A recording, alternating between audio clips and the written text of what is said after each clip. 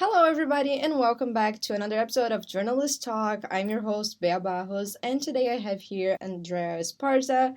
She is now full-time anchor at KRNV News 4 in Reno. So, thank you so much for coming today, Andrea. Yeah, thank you so much for having me. Yeah, of course. So, as my first question to every guest that I have here is give me a brief biography about yourself so all my listeners can get to know you a little better. Yeah, for sure. So I'm a Mexican American, pretty much first generation. I come from a really small town called Soledad, which actually translates to loneliness. It's a small agriculture town right next to a federal prison. Um, so yeah, I've always been. People always ask me, "Why'd you go into journalism?" I actually didn't know journalism even existed until maybe my junior year of high school. I really liked speech and debate and theater and talking, and I thought, well, how can I kind of combine everything and make a career out of it? And there you go. I ended up going to California State University Northridge and really fell in love with broadcast journalism. Wow, yeah, there you go. Well, I love like this question because everybody that I interviewed, they get to journalism in such different ways. And For sure, yeah. it's always good. Journalism's always there for everybody. Can you talk a little more about your job, like nowadays? I know you literally just told me that you got promoted to evening anchor as well, so like full time. How was all these changes? Because I saw that you were also like a news reporter, a morning news reporter. So can you tell me a little more about your time working like right now? I think it's like your first like market, right? Yeah, so I have been in Reno for less than 2 years, maybe about a year and a half. And in that time, I've been promoted 3 times. So I went from morning reporter, and I did that for about a year. But within that year, I was able to fill in as a morning anchor. And that's kind of where I got like my first taste of full time anchoring for about 2 to 3 months. And then I got off the morning show and I went into afternoon reportings, like dayside, we call it. And then eventually I was asked to become the weekend anchor about 6 months ago. And then just yesterday, they pretty much offered me the position to be an evening anchor. I'll still get to report because I come in at 2:30 and then I come back in at 11 to do the 11 p.m. show. Yay. Well, congratulations to you. I bet everybody else is Yeah. also telling you congratulations. Thank And you. yeah, you said that like you can also do reportings right now. So how would you tell us that it's like a day to day in your life? Can you do kind of like a breakdown for us? Yeah, absolutely. So I work a little bit of an odd shift because our main anchors do not anchor the 11, which is not something that you typically see in this market. So what happens is I go in at 2:30 p.m. I'm pretty much kind of like a general assignment reporter because I work such an odd shift. It's hard for me to pitch and curate all my own stories. So I go in at 2:30. I write my scripts, get my interviews, and I'm usually on air by 5 p.m. And then I usually do a 5 p.m., a 6, and a 6:30. And then I have a little bit of a break. I write my web article, come back home for dinner or something, and then I go back in at 10 p.m., sometimes 9 p.m. to read my scripts, and then I'm on air again for anchoring for the 11 p.m. show. And how long is your show? It's like an hour, 30-minute show. Oh, there you Yeah, go. from 11 to 30. Yeah. Yeah, I think that was so odd. You're saying that you go back home and like you grab dinner like in the middle of your shift. That's something like every Yeah. journalist has their lunchbox everywhere, so Yeah. all over So the it's just place. it's a little bit of a luxury, but it can be a little bit of an inconvenience because you have to drive back and forth. It's a really weird shift because I'm not only reporting, but I also have to come back and anchor. Yeah, it sounds fun. Like it's like a double life in like one shift. Yeah, it can be fun, but it can also be it can be a lot Yeah, because like it's only one you have person. this whole life before you're just sitting down and anchoring. Like you like wrote scripts, you went to Yeah. get interviews, and yeah, that sounds pretty cool though. Yeah. It is pretty interesting and it's a fun, in my opinion, fun schedule. And there is one story so far that you have reported that is sticking with you like this whole time. I've done a lot of missing persons cases.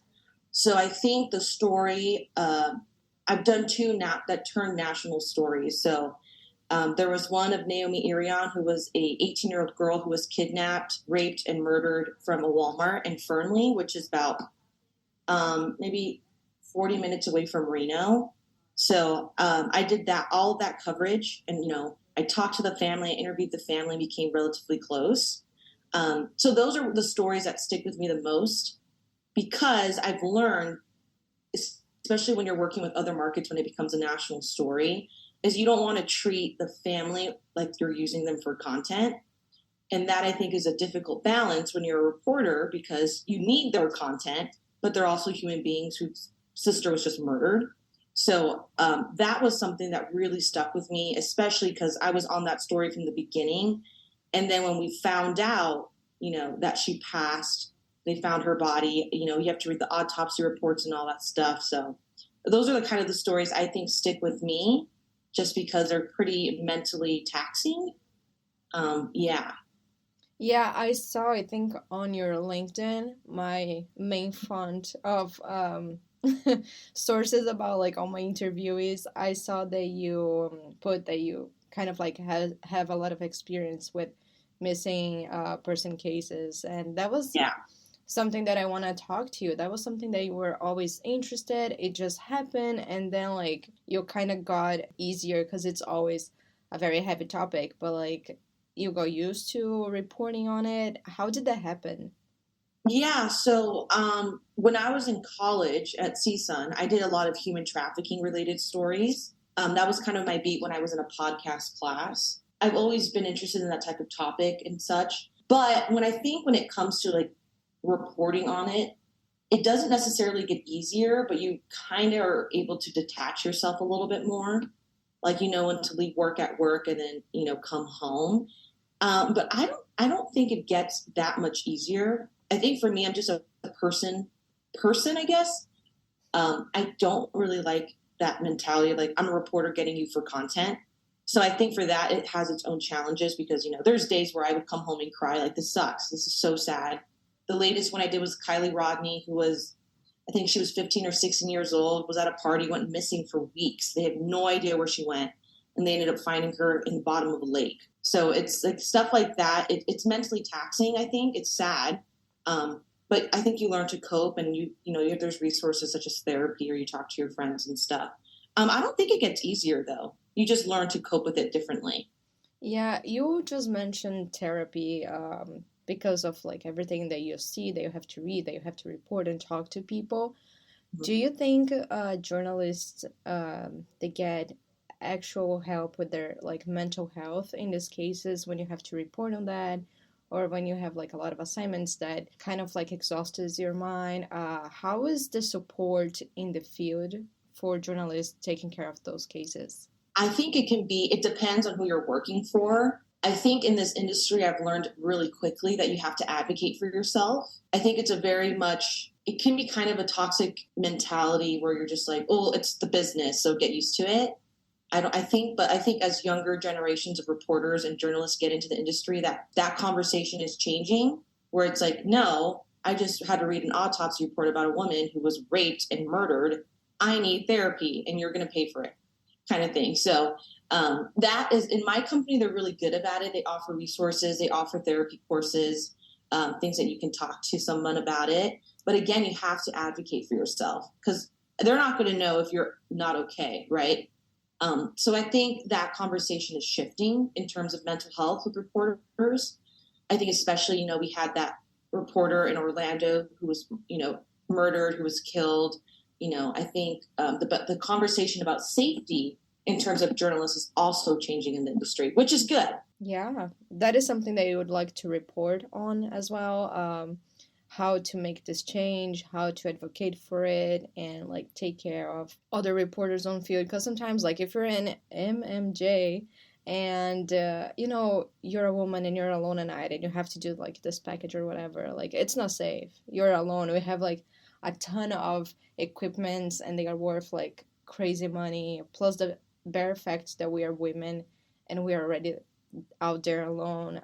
Do you think that at least like for those cases, news organizations should say like, no, we get like a camera person for you, or you can go like with other people, just like Yeah. to have like this safety net. Yeah, for sure. I think in my company, I think most places are very much anti reporting alone.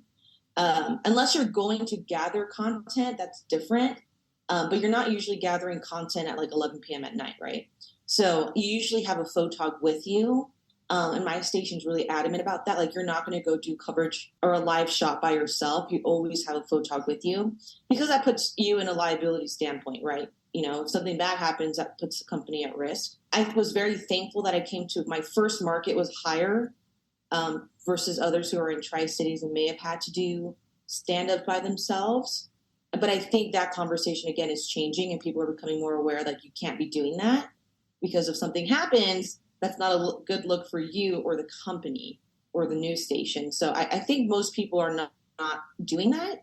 I haven't really experienced it at my station, but I think it's a conversation that needs to be had. Yeah, I remember like a couple of years ago, everybody's talking how they had to go alone and doing all these packages, and people don't feel safe doing these things alone. Yeah. And I'm like, okay, that's something it actually needs to change. And I'm happy hearing like from someone that it's like on the field right now doing these things, like, and you're seeing these changes. So that's like Yeah. very important. Agree. I'm definitely seeing the changes. Our news director just talks about how, if you're at a location and you do not feel safe, let us know and you can leave, especially when it comes to weather coverage and snow and stuff. Like, if you don't feel safe off the side of a highway, call us and we'll move you. But again, it's the whole thing. You have to advocate for yourself or else you just get kind of walked all over. I'm working at KCSN. Like, we don't actually go and talk to people like about the reportings and all, but we get to Mm-hmm. report on some stories. And today I saw like a story of a lady.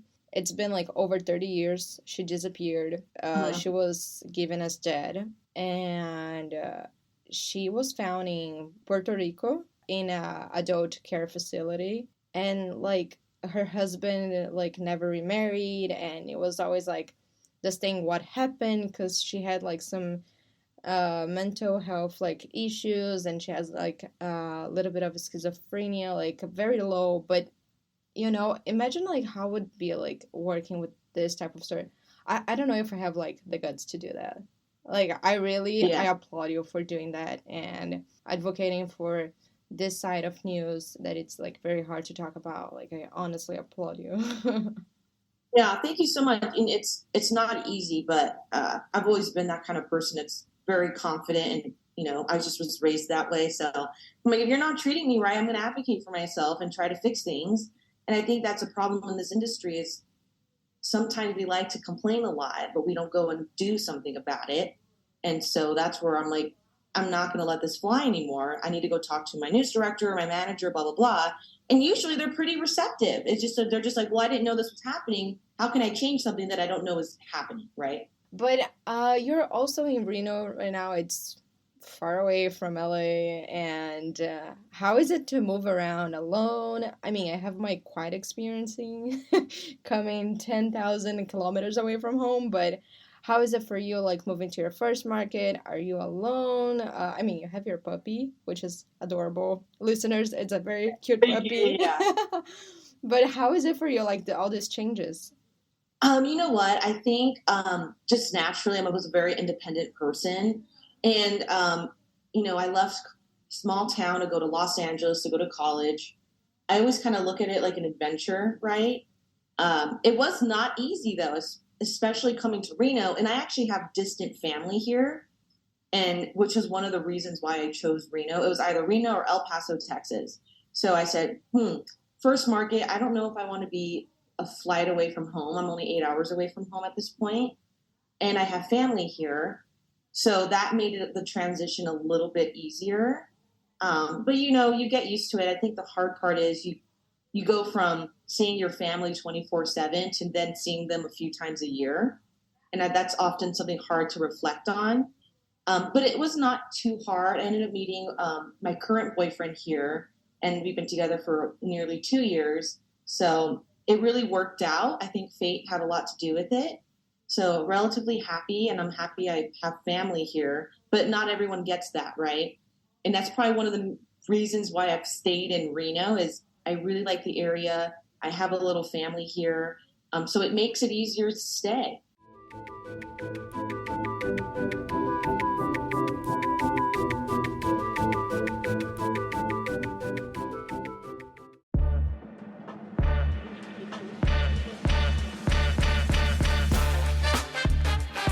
Hey listeners, I have a great news for you. I'm here to incentivize you to create your own podcast just like me. I couldn't think of a better partner than Buzzsprout, and I recommend them for you as a beginner in podcasting. Buzzsprout can help you with publishing your own podcast in every major platform such as Apple Podcasts, Spotify, and iHeartRadio. They also automatically publish on your personalized website, and they give you all the statistics in detail that you want. To start your own podcast and to win a $20 Amazon gift card, follow the instructions on the link in my show notes. If I can do it, you can do it too. Good luck on creating your very own podcast.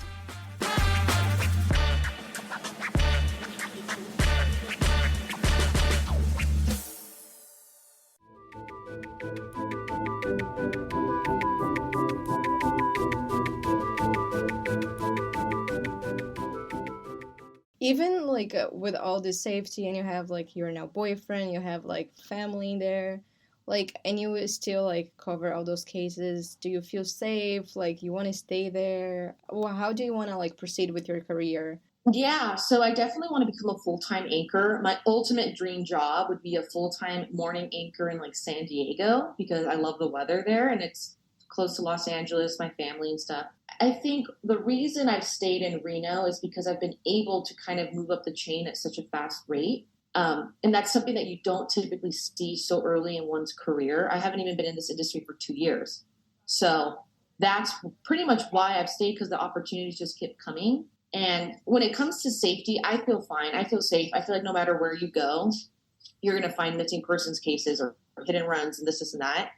But I feel like Reno was a really good starting market because they call it the biggest little city, right? So you still get that city-like feel. We have the casinos. That itself has its challenges. We have prostitution's legal here, right? Whoa. We have brothels. That itself has a lot. And you have crime, but you still have a sense of community, like small town mentality, because it's not a city like Los Angeles. So I think it was a really good place to start because you kind of get exposure in all these different types of news reporting and kind of beats. And I think that's kind of why I've stayed. Wow, yeah. I mean, I didn't know half of what you just told me. I'm just shocked, but Yeah. yeah. I mean, I would say you have like a lot of different beats from like Los Angeles.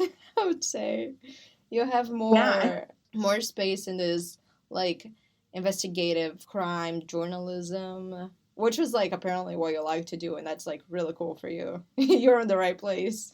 Yeah, for sure. I think I really like working on missing persons cases. I've just kind of grown a connection to those types of stories. But I kind of like more community-like pieces. I feel like those are the stories that impact people the most. I think on my shift, it's hard to do those investigative stories. But I like community pieces where, it can be someone complaining about something on like the Nextdoor app, right? And then you go and do a story on it and you find out, oh, shoot, you can resolve everything if you just shine light onto the situation. So those are the stories I like. And I feel like I have an upbeat personality. So it works to have more like fun, lively content, which is why I really love the morning show because you get to do more stuff like that. But I still like politics a lot too. And there's a lot of that happening in Nevada. There's a lot of midterm election, presidential, and all that stuff. And were you able to get like the one story so far that you loved doing, like about the community in Reno right now? Yeah, I'm trying to think. I've done so many. I really liked, I did a really interesting story not too long ago, like a week ago, about defibrillators. And that one was really fun. It was a sweeps package. And it was about, I tied it into the Damar Hamlin case because, what the football player, NFL star, who pretty much had cardiac arrest on the field. I tied that into a story about a young boy in Las Vegas who died of sudden cardiac arrest and how it sparked a lot of awareness in getting more schools their hands on defibrillators and Narcan kits because of fentanyl exposures and stuff. So I really liked that story because you tie it into national, you localize it, and then you see the direct impacts of it. And those are the stories that I kind of like because they kind of come full circle. So I think as thus far, that was probably one of my favorite stories I've done recently, I would say. Oh, that is really cool. And, tying like local and national news and everything Yeah. else. When you were at Season, you were doing Valley View and you made a package on White Lives Matter. I remember Yeah. it was huge. Like, there was a lot of feedback on it. Can you just talk a little more, like, how you pitched the idea, how you did it, all the consequences, and, like, what came from it, like, the feedback from Yeah, for everybody? sure. So I actually didn't pitch it. So it all happened it was actually interesting because I was looking, it was almost like we were reading each other's minds. Our current executive producer, Matthew Yahada, I believe his last name is, he texted me. I was about to send an email being like, hey, we should cover this White Lives Matter story that's happening in, what was it, Huntington Beach. And then I get a text from him being like, hey, would you cover this for us? And I remember him telling me like he was even scared to ask me to do it. And I was like, absolutely, I'll do it. I don't care, right? And then so I think when it came to that story, I was alone and I had a gimbal with me on my iPhone and a little mic. And I shot everything on my iPhone. And that was like the best call ever because I had a gimbal, so I would just run around with it and everything was smooth shots. I think the hardest part of that story was you don't want to be biased, right? I'm a proud Mexican, very strong with my heritage. And so I have to come into this situation where people are essentially just racist, right? And so I remember thinking that night before, being like, how can I approach this story? And I think the way I approached it was I was genuinely curious and I wanted to understand the idea of white power and why they felt like their voices weren't being heard, right? And that was my understanding. And that's how I think it was so successful was I didn't go in there trying to bash White Lives Matter rally. I went in there with trying to understand where you're coming from, right? And so it turned out to be a pretty big thing. I didn't expect it to have thousands of people there. And I'm over there alone, a little Mexican girl, just hanging out. And I was called some racial slurs. There's people out there with swastikas tatted on their arms and they were holding flags and stuff. But, I did it. I had this, the interviews and it was more of like, well, why do you feel like you're being ignored? Right. And I ended up, the whole conversation ended up leading to, they feel like their voices aren't being heard because minorities are finally being seen, which is something they've been fighting for decades, right? And that was kind of the conclusion that I got. But yeah, I think by far in my career, that was probably the most impactful, and that one really set off my career. I mean, a week later, I had like 13 interviews lined up with different news directors. That is really So cool. Did they yeah, tell you how did they got to your they found me package? on YouTube. Yeah. They found me on, so what I did was it all was happening towards the end of the semester, right? So I had my video on YouTube that got a few thousand views. And then I put it in my reel. And when you look up my name, Andrea Esparza, the first thing you see is the White Lives Matter package. And then my reel was right after it. And I think people are surprised. I think news directors are always scoping on YouTube and LinkedIn. And so they'll just kind of hit you up randomly like, hey, I really liked your package. Are you interested in doing an interview? When are you graduating? And so that it kind of just worked out that way for me. Yeah. Yeah. I bet like everybody was so proud of you for like all of that happening. I mean, Yeah. Yeah. it's really cool and something that you do like gets like this big recognition. And I remember that like even in the club when I was part of the ArchDNA like board members, we even got to one day and we're like, oh, let's talk about this since our Oh, interview wow. it just canceled on us. And I remember we talked a little bit about it and it was like I feel like it was very inspiring for some students because like that day stuck with me until today. I'm like, dude, that is really cool to doing while you're in college. And I also feel proud when my friends like they get like some stories like local and they bring like to this whole new like level. I have a Yeah. friend, I don't know if you know him, Esteban Reynoso, you Oh, know yeah. And him? also, yeah, I know him. Yeah. Yeah. I think like the first time that he was already on the market and he was like, "Oh, my story went national." And I was like, "Dude, stop it. I'm so proud of you." Yeah. because that is Yeah, like a big accomplishment, and trying to like just like reach this audience, and out of nowhere like everybody get to know you, your work, like everything that you do. It's for very sure. amazing. Yeah. Yeah. Thanks. Appreciate that. Yeah. Yeah, of course. I'm proud of everyone. Like I have some of my friends here on the podcast, and I'm like, guys, I just want to bring light to all of your guys' work. I'm doing my work here, doing like all these interviews, but I'm just giving voice to people who are giving voices to like thousands of other ones. It's like Yeah. we're shifting kind of like our places, because I'm like, journalists don't get asked questions about them or like their Themselves. lives. Yeah. And I think that's a mentality that's you want to keep because I feel like in this industry it's hard because it's a competitive industry, right? So you have people who are very egocentric and it's sad to say, but there are people out there in this industry, I felt it firsthand, where they just try to tear you down because they're either jealous, envious, or they wish what you had. They wish they had what you had, right?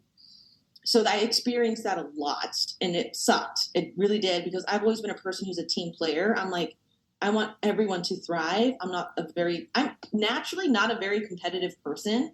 I just want to make sure I go in and do the best that I can and help those around me. So that was a really big adjustment coming into this industry because there's a lot of people who are not like that. And that was a really big wake up call for me. Yeah, I know there's people like that, but I just can't. I have the same thing. I'm gonna be Yeah, doing like my best. I'm gonna put my name out there. I'm gonna do all the work that I have to do. I'm gonna do it good. I'm gonna do the best one that I yeah, can. So like I get seen, but if you're doing like a better job, or if you're trying to like, you know, everybody's trying to make it. And exactly. Yeah, you just gotta put yourself out there, do whatever you can, and then there you go. exactly. Yeah, for sure. Yeah, just another quick question. Would you like to bring more of your heritage, like your Latina side, more into the stories that you cover, or do you have like any projects that you want to bring like this whole other side of you? Yeah, so I think that can be a slippery slope because you can be easily tokenized, where you're like, oh, you're the only Mexican at the station, you speak Spanish.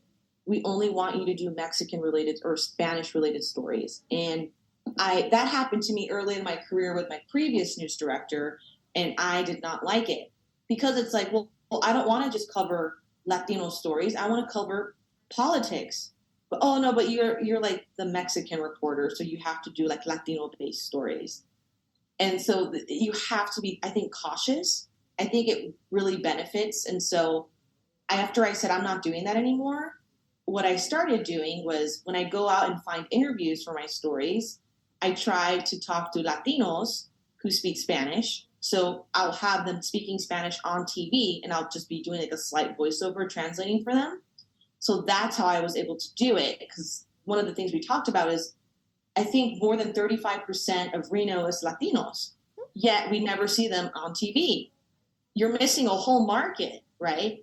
So because I spoke Spanish when we were doing stories on whatever topic, I have the upper hand and I'm like, well, let me go put some of the people in our community that are overlooked because I can speak to them in Spanish, right? So that's kind of how I was able to do that in a way where I wasn't being tokenized, but still highlighting a community that's very prominent here in Reno.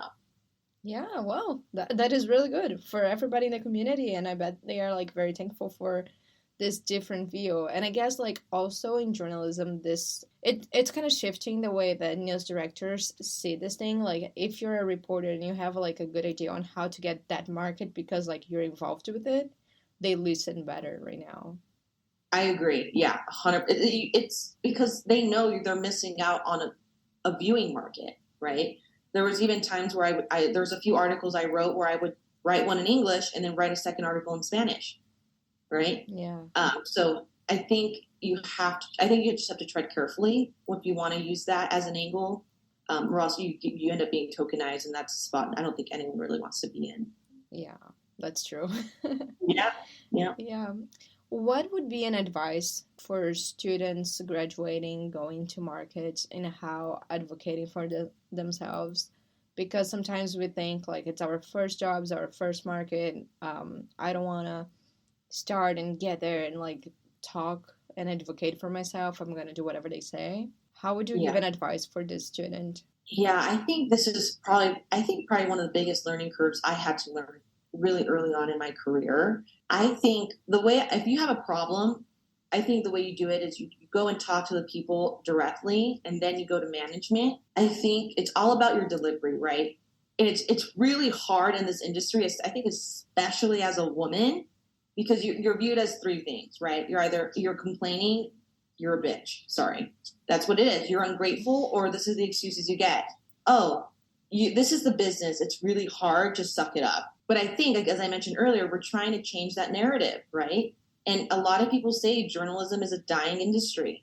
TV is dying. And I'm like, well, it's dying because all these younger people who are coming into the market are leaving because they don't feel heard, right? So I think that's one of the things is, be confident in who you are. Don't be cocky, but be confident. And if you have a problem, try to find a solution for it. Don't just go and complain. No one likes a complainer. I do not. So if you have a problem, try to find a solution for it and brainstorm with your news director. I think that's a big thing is, ironically, there's a lack of communication, even though we're in the communication business. So I think that is the biggest thing. Is like you just have to communicate with your news director, and they're typically really receptive. The news director I have, thankfully, is a woman, and her name's Melissa Ferguson, and she's amazing, super responsive and supportive, and so it works out. But I can't imagine it's like that in every industry, right? And just advocate for yourself, because if you don't advocate for yourself, no one else will. Yeah. Great words from Andrea, guys. Yeah. And Yeah, that's how I. Well, if you think about it, we're always advocating for other people, right? That's like in this industry, a lot of us go into this business like we want to share people's stories, we want to help them, but we often forget that we have to help ourselves. True. And it's like, if I'm not okay, I'm not going to be doing a good job telling other people's stories. So that's kind of like the wake up call I had. Yeah, and is there anything else that you want to share with everybody here who's listening to us? Yeah, I mean, everyone always says this. It's a really hard business. It's hard. It's not an easy business. But you kind of, if you really, really want it, we all know we're not going in it for the money. You'll probably start making like 35K, and then you move your way up. So, you really have to want it. It's not going to be easy, but if you want it enough, you'll keep pushing forward, I think is what I would tell people. And highly consider it. Like, if you really don't like working overtime and you don't like stress and pressure, this may not be the business for you. But if you really love it, then stick with it. Yeah. So if you guys really love journalism, keep doing it. In any other case, contribute to it somehow, if it's part of your passion, but not like your life craze calling. Yeah, I feel like there is a lot of that in journalism, and I just want to thank you so much for coming here and talking to me today. I know it's like online because we're so far away. We're like 8 hours. No, I miss Los Angeles. Trust me. It's snowing here and it's not fun. Well, some places here is also snowing, so I guess you'd feel very at home. Yeah. We're getting like 15 feet of snow, though. Oh my God, no. Yeah, we're not getting all that. It's crazy out here, but I miss Los Angeles, so yeah. Yeah.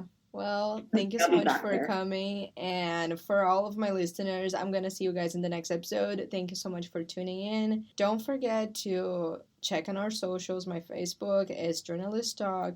And everything is going to be in the show notes. So please take a look on that. And I'll see you guys on the next episode. Bye.